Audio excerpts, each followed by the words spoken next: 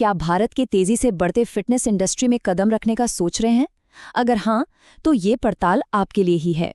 आज हम एक एंटरप्रेन्योर के सफर को देखेंगे और समझेंगे कि कैसे सरकारी नीतियां और डिजिटल मार्केटिंग मिलकर एक मॉडर्न इंडियन जिम को खड़ा करते हैं। चलिए इसी को समझते हैं। चलिए शुरुआत एक काफी गंभीर सच्चाई से करते हैं। आंकड़े बताते हैं कि फिजिकली एक्टिव न रहना और खराब डाइट ये दुनिया में उन मौतों का दूसरा सबसे बड़ा कारण है जिन्हें रोका जा सकता है। पहला नंबर सिर्फ तंबाकू का है और ये भारत के लिए एक बहुत बड़ी हेल्थ चुनौती है, जहां लोगों की लाइफस्टाइल बहुत तेजी से बदल रही है। लेकिन देखिए, जहां एक तरफ ये चुनौती है, वहीं दूसरी तरफ एक बहुत बड़ा मौका भी है।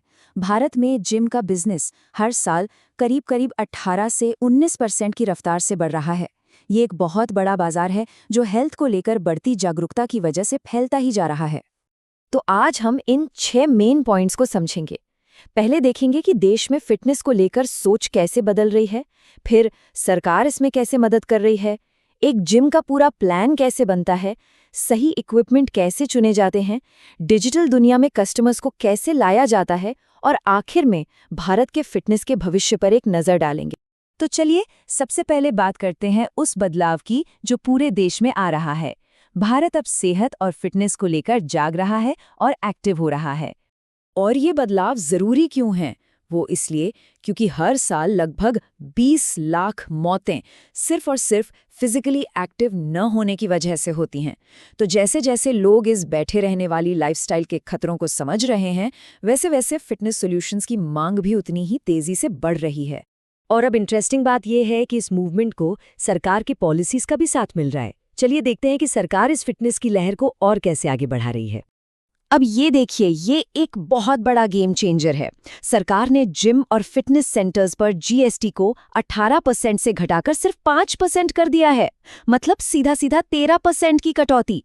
ये एक बहुत बड़ा पॉलिसी डिसीजन है जिसका इस इंडस्ट्री पर सीधा असर पड़ेगा। तो इस टैक्स कट का सीधा मतलब क्या है? यही कि जिम की मेंबरशिप और सस्ती हो जाएगी। ये कदम फिट इंडिया मूवमेंट जैसी राष्ट्रीय पहलों से भी जुड़ता है, जिसका मकसद सिर्फ बीमारियों का इलाज करना नहीं, बल्कि लोगों को पहले से ही स्वस्थ रखना है। ठीक है, तो अब ये तो साफ है कि बाजार भी है और सरकार का सपोर्ट भी। तो अब बात करते हैं उन प्रैक्टिकल कदमों की जो एक जिम बिजनेस की प्लानिंग में लगते हैं। देखिए, एक सक्सेसफुल जिम की जो बुनियाद है वो इन 4 पिलर्स पर टिकी है। सबसे पहले सही लोकेशन चुननी होगी जहां युवा आबादी ज्यादा हो। फिर ये सोचना होगा कि आपका बिजनेस मॉडल क्या है।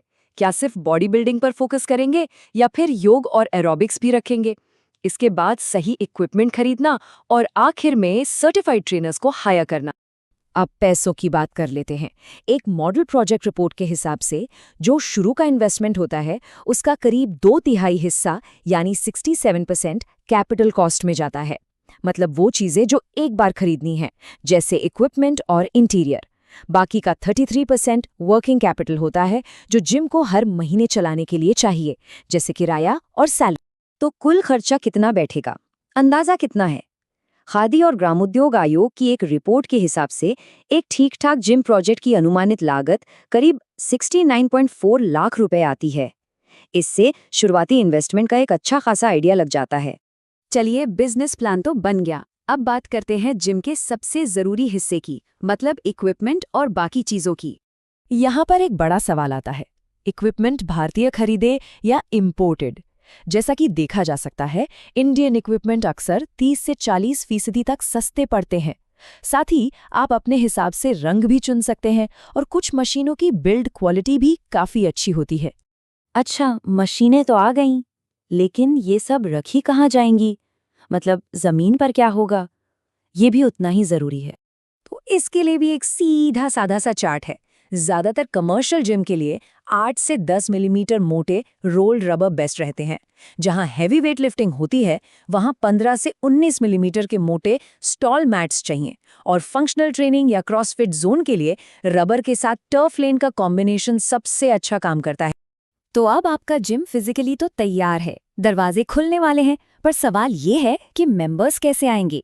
इसका जवाब आजकल डिजिटल दुनिया में छिपा है। चलिए अब इस डिजिटल रेस की बात करते हैं। जरा ये आंकड़ा देखिए, गूगल पर जितनी भी सर्च होती हैं, उनमें से करीब 46% लोकल बिजनेस के लिए होती हैं। मतलब लोग अपने आसपास ही जिम ढूंढ रहे हैं और आपको ये पक्का करना होगा कि वो आपको ढूंढ पाएं। तो एक modern digital marketing strategy in जरूरी चीजों पर टिकी होती है। सबसे जरूरी है आपकी गूगल बिजनेस प्रोफाइल, क्योंकि लोग वहीं से आपको मैप पर ढूंढते हैं। फिर अपनी वेबसाइट को सही कीवर्ड्स के लिए ऑप्टिमाइज करना, अच्छा कंटेंट बनाना और ये पक्का करना कि सब कुछ मोबाइल पर ठीक से चले। तो चलिए अब इन सारी बातों को एक साथ जोड़ते हैं और देखते हैं कि भारत के फिटनेस का भविष्य कैसा दिख रहा है। असल में यहाँ एक परफेक्ट स्टॉर्म जैसी स्थिति बन रही है। एक तरफ हेल्थ को लेकर बढ़ती जागरूकता, दूसरी तरफ सरकार की सपोर्टिव पॉलिसीज, फिर आसान बिजनेस मॉडल्स और साथ में पावरफुल डिजिटल टूल्स। ये सब एक साथ मिलकर इस इंडस्ट्री को बहुत तेजी से आगे बढ़ा रहे हैं। तो जब पॉलिसी, टेक्नोलॉजी और लोगों की सोच सब एक ही दिशा में जा रहे हैं, तो सवाल ये नहीं है कि भारत में कोई फिटनेस क्रांति हो रही है या नहीं। असली सवाल तो ये है कि ये क्रांति कितनी बड़ी होने वाली है और ये देश की सेहत को हमेशा के लिए कैसे बदल